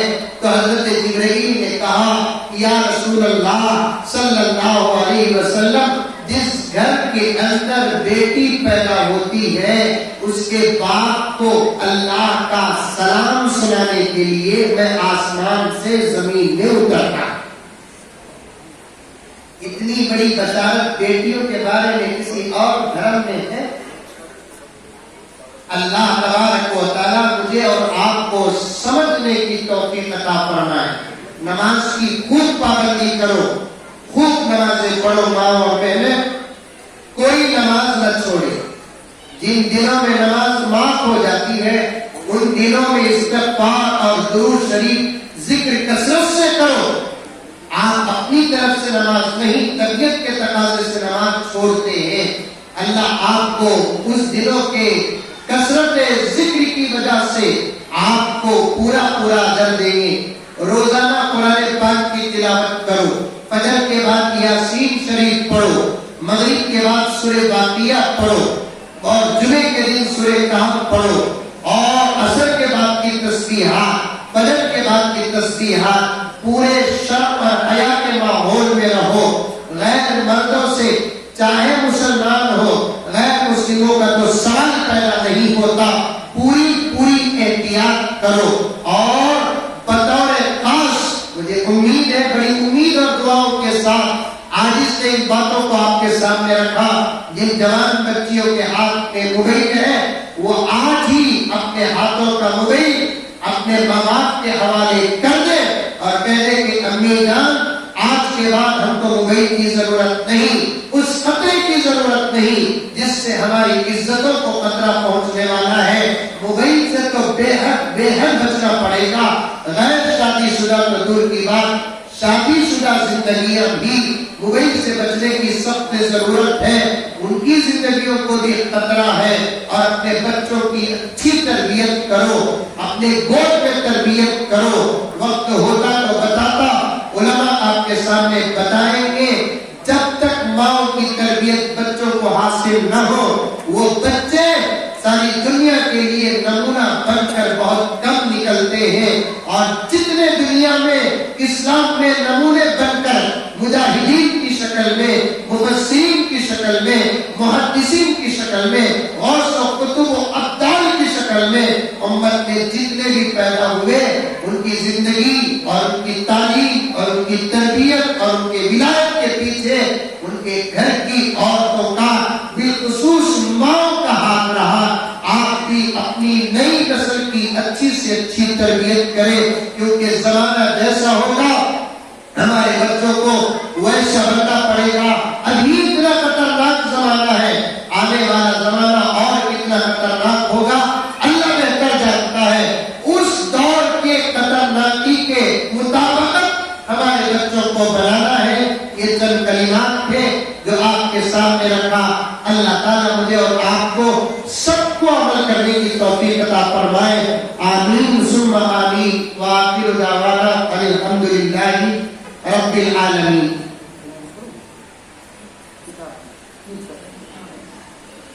میرے ساتھ ہمیشہ ایک ساتھی رہتے ہیں، حضرت پیر ذوالفقار احمد صاحب.